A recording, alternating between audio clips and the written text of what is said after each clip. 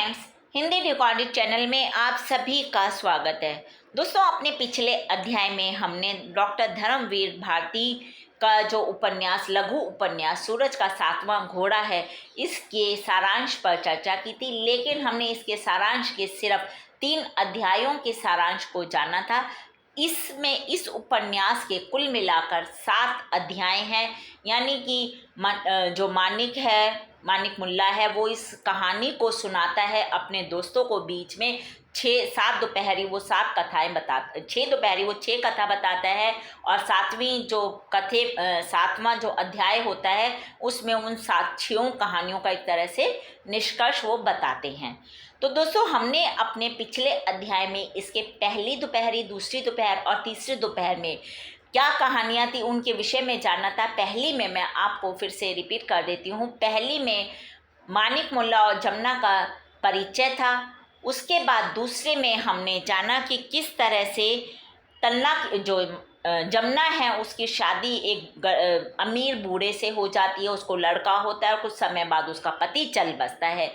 तीसरे में हमने देखा था कि किस तरह से तन्ना की शादी, जमुना और तन्ना आपस में एक दूसरे से शादी करना चाहते थे कि किसी परिस्थिति में वो शादी नहीं हो पाती है, और तन्ना की शादी इधर एक अमीर घर की लड़की से हो जाती है।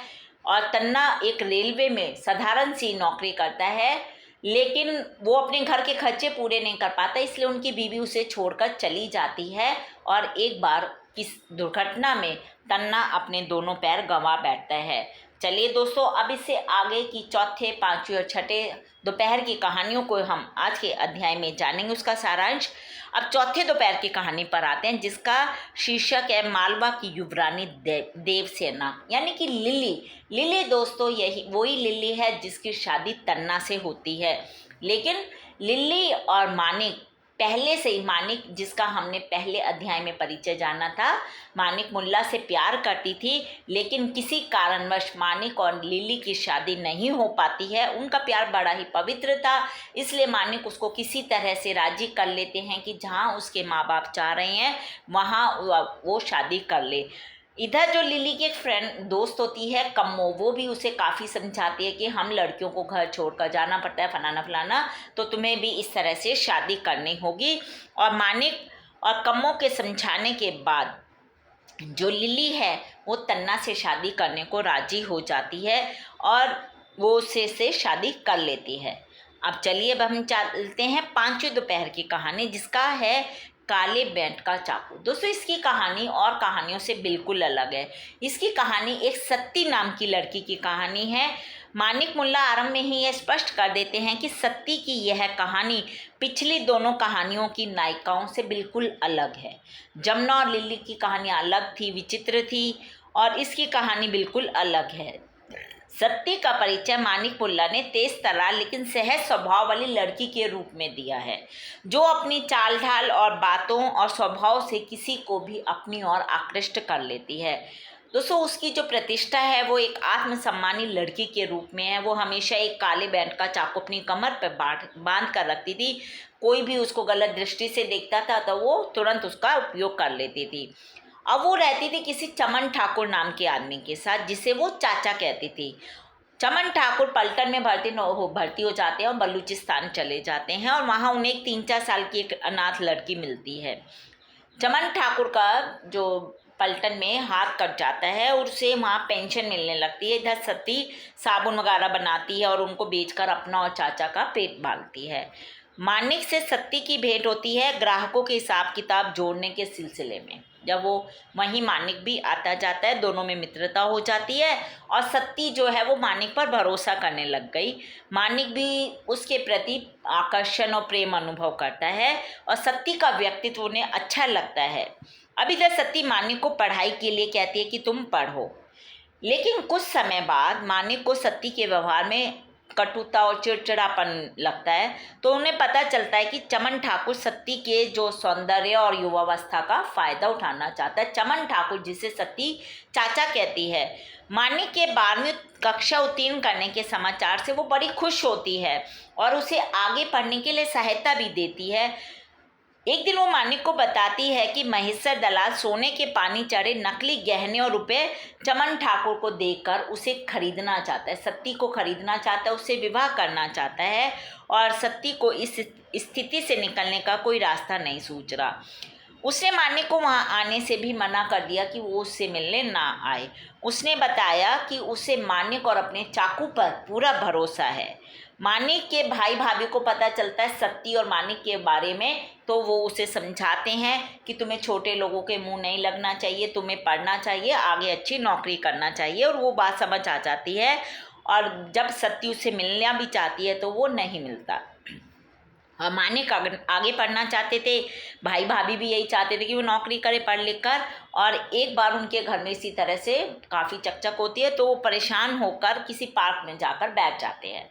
वहाँ पर सत्ती आती है और बताती है कि महेश्वर दलाल ने चमन ठाकुर को 500 रुपये उसे देकर खरीद लिया। परंतु मानिक अब ना तो कोई सहानुभूति दिखाता है, ना ही कोई सहायता का आश्वासन देता है। और एक बार उन्हीं के भरोसे अपना चाकू गहने और रुपये लेकर आ गई तो मानिक ने उसकी सहायता करना तो दूर, उसे तब तक रोके रखा जब तक कि चमन ठाकुर मतलब पार्क में वो चमन ठाकुर और महेश्वर दलाल को बुला लेता और किसी बहाने सत्ती को रोके रखता है। और अगली सुबह चमन ठाकुर और सत्ती दोनों गायब हो जाते हैं, मतलब वो मिलते ही नहीं हैं। तो लोग कहते हैं कि चमन ठाकुर और महेश्वर दलाल ने मिलकर उसको मार दिया। चलिए, ये 5वीं दोपहर की कहानी भी हो गई। अब हम आते हैं 6ठी दोपहर की कहानी, जिसकी इसमें क्या है, सत्ती की कहानी और उसकी मृत्यु की क्या प्रतिक्रिया है, क्या होता है, मानिक कैसे प्रभावित होते हैं, वो क्या प्रतिक्रियाएं करते हैं, वो सब इसमें हैं। दोस्तों, लेखक का कहना है कि सत्ती की मृत्यु से मानिक बहुत ज़्यादा एकदम अलग ही स्वभाव के प्रभावित, मतलब अलग तरीके से प्रभावित हो जाते हैं। जो उनकी रचनाएं होती हैं उनमें कहीं हर जगह सिर्फ मृत्यु की प्रतिध्वनियां सुनाई देती हैं। भाई भाभी बाहर चले गए, उनका तबादला हो गया उसके भाई का, तो वो बाहर चले गए नौकरी के लिए। अब वो रह गए घर में अकेले और 24 घंटे वो अपने आप को सोचते थे कि सत्ती की मृत्यु का मैं ही उत्तरदायी हूँ। और इसीलिए वो सुनसान जगहों पर, कब्रिस्तान में या किसी चाय घर में बैठे रहते थे।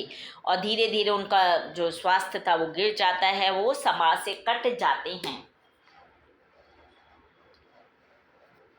और लोगों से बुरा बर्ताव करने लग जाते हैं। जीवन के किसी भी प्रश्न से अधिक महत्वपूर्ण उनके लिए प्रेम था। अपने अतिरिक्त वो सबको साधारण और हीन नज़र से देखने लग गए। उनका अहंकार बढ़ जाता है और अब वो तेज बोलते हैं लोगों से, कभी कुछ बोलते हैं, कभी अजीब अजीब काम करते हैं। और ऐसे में एक दिन वो चाय घर से बाहर निकलते हैं तो वो एक भिखारी को देखते हैं जो कि लकड़ी की गाड़ी में बैठा हुआ था। तो दोस्तों, वो देखते हैं कि वो तो चमन ठाकुर था, जिसका हाथ कट गया था, और उस गाड़ी को खींचने वाली थी सत्ती, और सत्ती की गोदी में एक बच्चा था। वो तो सोच रहा, मानिक को था कि मेरी वजह से सत्ती की मृत्यु हो गई, लेकिन जब वो देखता है कि उसका पति चमन ठाकुर उसके साथ है, उसकी गोद में एक बच्चा भी है, तो वो बहुत खुश होता है कि ये तो प्रसन्न है और उसकी निराशा दूर हो जाती है। तन्ना की मृत्यु से जो जगह रेलवे में खाली हुई थी वह नौकरी मानिक को मिल जाती है और वो अपना जीवन सुख से व्यतीत करने लगते हैं। दोस्तों, 7वीं दोपहर में कोई नई कहानी नहीं है, बल्कि इन सभी कहानियों का निष्कर्ष है जो हमने 6 दोपहर में पढ़ी। इन सभी कहानियों को बेशक से प्रेम कहानियाँ कहा गया है, लेकिन ऐसा नहीं है, ये प्रेम कहानियाँ नहीं हैं, ये निम्न मध्य वर्ग की जीवन गाथाएँ हैं। इस वर्ग में के जीवन में इतने संघर्ष, कटुता, लाचारी और समझौते हैं, लेकिन दोस्तों इन सब के बीच, अंधेरे के बीच, घने अंधेरे के बीच एक झिलमिलाती रोशनी भी है जो उन्हें हमेशा आगे बढ़ने और लक्ष्य को प्राप्त करने और इस व्यवस्था को बदलने का साहस प्रदान करती है। और जो ये साहस, उत्साह और आशा ही सूरज का 7वां घोड़ा है। यानी कि इस उपन्यास का जो नाम सूरज का 7वां घोड़ा वो यही है। सूर्य के रथ के 7 घोड़ों में से 6 घोड़े तो इन परिस्थितियों में क्षत विक्षत हो गए हैं, बिल्कुल ख़त्म हो गए हैं और रथ को आगे नहीं खींच पा रहे हैं। लेकिन जो 7वां घोड़ा वो भविष्य रूपी घोड़ा है सूरज का। जमुना, लिली और सत्ती के बच्चों को ये घोड़ा जीवन के इस रथ को सुखद भविष्य की ओर ले जाएगा। यानी कि लेखक कहते हैं कि जो ये घोड़ा है वही भविष्य का घोड़ा है, 7वां घोड़ा, जो कि इनके बच्चों को एक अच्छा भविष्य देगा। तो दोस्तों ये हमने डॉक्टर धर्मवीर भारती का सूरज का 7वां घोड़ा के चौथी, पांचवी, छठी, सातवीं दोपहर के सारांश के विषय में चर्चा की। हिंदी भाषा के और भी प्रमुख विषयों पर हम आगे के अध्याय में समय समय पर इसी प्रकार चर्चा करते रहेंगे। पर दोस्तों उसको सुनने के लिए आपको मेरे इस चैनल को लाइक और सब्सक्राइब करना होगा। साथ ही दोस्तों हिंदी भाषा से संबंधित कोई भी प्रश्न आप कमेंट बॉक्स में मुझसे पूछ सकते हैं, मैं शीघ्र ही उसका उत्तर देने की कोशिश करूंगी। धन्यवाद दोस्तों, आपका दिन शुभ हो।